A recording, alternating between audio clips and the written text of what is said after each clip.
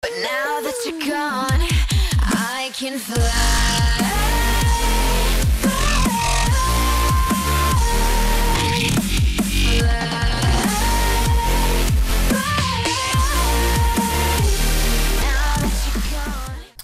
What is up, guys? It is your Other Sport here, and today I want to bring you guys a little bit of a video on provisionals. Now, I've been getting a lot of questions, both through Skype, in-game, everything like that. I've had people ask me what's the best way to do provisionals, how do I approach it, who do I play, I need to carry, questions like this. And I want to make a video just kind of generally addressing all questions around provisionals. Now, I know a lot of YouTube content creators are making videos on provisionals, and I don't want this to be kind of stepping on toes, or I don't want this to be kind of copying them. I just want to give you guys my take on these provisional videos. So first, let's get off into it. I will proudly admit that I was gold last season, and after provisionals I went 5-5. I went to silver 3. Now there you go. that's like one of the biggest things about provisionals is it doesn't matter where you get placed. I mean, yeah, it matters in a small scale, like you have to now play up through that, and once you're able to accept that, and once you're able to accept that rank doesn't determine how good of a player you are to the fullest extent, it's more your game knowledge and how you can improve to get to that point that you want to be, maybe platinum, diamond, whatever. It's how you learn up until that point. So not being afraid of the outcome of provisionals is my first recommendation to everybody. Don't be afraid of provisionals. Don't be afraid of the outcome of provisionals. If you go 3-7 and drop, 5 divisions, that's what happens, and you can't do anything about it. Like, by stressing more about provisionals, you are going to end up causing yourself more loss than victory, and that's just a fact about it. Another question that I want to address is, who to play, or who's the best champion to use in provisionals. And honestly, it's whatever champion whatever lane it's not going to do you any good to say, oh, I heard Poppy's pretty good, let me play Poppy. Or I heard Kennen is amazing, let me play Kennen. It doesn't help you. If you're going to go into your provisionals, go in as a comfort pick. Go in where you are most comfortable and where you have the most knowledge about that lane. Like, at the beginning of the provisionals, I'm going to tell you guys the story of my provisionals. So let's go over to my match history. So at the beginning of the provisionals, I did some sort of oddball thing. Well, not oddball, but I had a Kennen game, right? I play a lot of Kennen. I play a lot of top lane, as you guys can probably tell by a lot of my videos. But the truth of the matter is my background is in mid. I mained mid for the longest time, and it's the position I honestly know most about. If you look at my mid lane stats, I can probably do more as a mid laner than as a top laner as far as solo queue is concerned. As far as team play is concerned, I'm probably a better top laner. So I went with Kennen in top lane, and I went 1-1. I lost 1-1-1. So there you go. And for here, I don't know what happened this game. This game, I went against somebody kind of different top lane, and right here, I was thinking, man, I lost a game. I need to play a carry champion. Like, I really just need to play a carry champion. And Kayle outputs a lot of damage, but I didn't know her. I don't know how to play Kayle. So I played her out of just stupidity, and we ended up losing that game just because I don't know how to play her. And then I next went to Renekton. Now, Renekton is one of my favorite champions in the top lane, and as you can see in this game, we did fairly well. But this was because all of my team was doing very well. And once your team does well, that's where I know how to be a top laner. I know how to hold leads as a top laner once my team gets it. I know how to tank, and I know how to just get enough damage off onto me to where my carries can do all the damage and get out safely. That's the game I know. And then in this game, my other lanes didn't do so hot. And since I built pure tank, you see I built Sunfire, Randuin's, and a Spirit Visage. I built pure tank when my team wasn't doing well. Like, I was being a tank for a losing team. And if you're a tank for a losing team, that's just going to leave you in the shitter. And that's why I went 2-4. So I'm making a lot of simple mistakes because I'm stressing about the outcome of provisionals.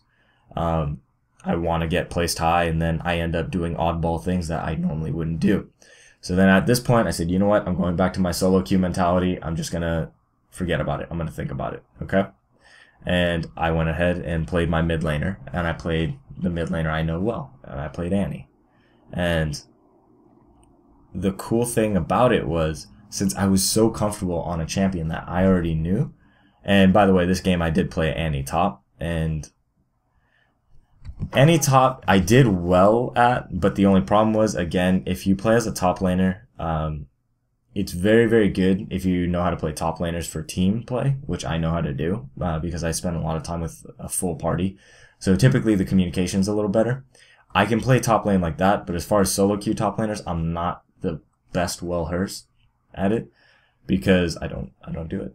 So I decided to say, you know what, screw it. I'm going into mid lane with A, one of my main champions, B, one of my main roles, and magic happened. You know, it wasn't anything like, oh, I played the right champion at the right time, or it wasn't like, oh, let me counter pick, let me, MOBA fire who's a counter pick to these people.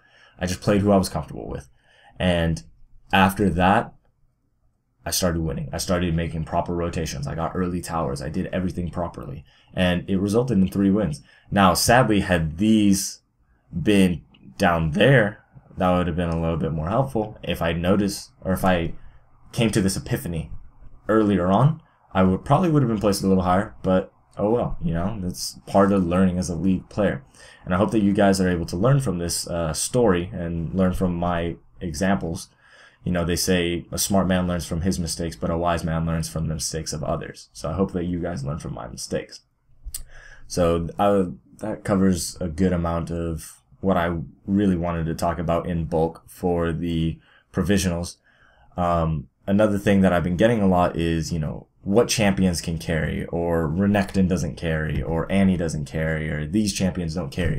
Who can I play to carry? And the real answer is there are a few hyper carries out there, but everyone has trade-offs in the game. There's no perfect champion. You look at Annie, she's not a perfect champion. You look at Renekton, he's not a perfect champion.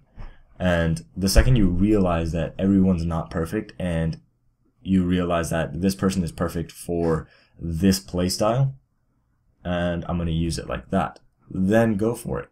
See, because if I'm a top laner and I know that my team play is the best aspect of my top laning, and I want to improve on my solo queue top laning, the answer is not to find a champion that plays the solo queue part well and the team play not. Because what happens is my strong suit is not highlighted in that champion, and my weak suit is definitely highlighted in that champion. And then what that does is that ends up being a double negative, and it brings you down as a player. See, instead, work on your own personal mechanics. Work on having a team playing champion, but also adopting a mentality for solo queue top laning. You have to adapt as yourself versus adapting with playing a different champion. And that kind of goes into my champion unlocking theory that I have on this channel. I'll probably put a link right here, somewhere on the video, if I get around to it. If not, you can find it. Just kidding. I'll probably put it. So, yeah, learn for yourself. Don't learn by, let me pick a champion that's OP. So if I get questions about, who's an OP champion, I'll tell you who's in the meta considered good, but just keep in mind they have drawbacks. They have consequences to playing them, and you need to realize all of these before you can start playing them. And my very last tip for you guys is stop stressing. So many people stress so much about ranked, and it's like they think it's a definition of who they are as a league player, and it's really not. You can be in silver and be proud of silver. Just be proud of it. You have silver. It could be worse. If you're bronze 5, fuck it. Wear that with pride, because you wear bronze 5 with the pride of you are not going anywhere but up.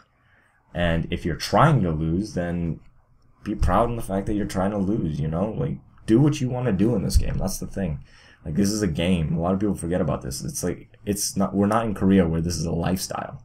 We're in America where, you're right, this isn't as much of a lifestyle, and we're not going to be as good, but we can enjoy the game for other aspects, and things like that. So that's probably my one of my pieces of advice is just play the game for what it is, you know, and just enjoy it for what you're doing. You know, if you want to learn, learn.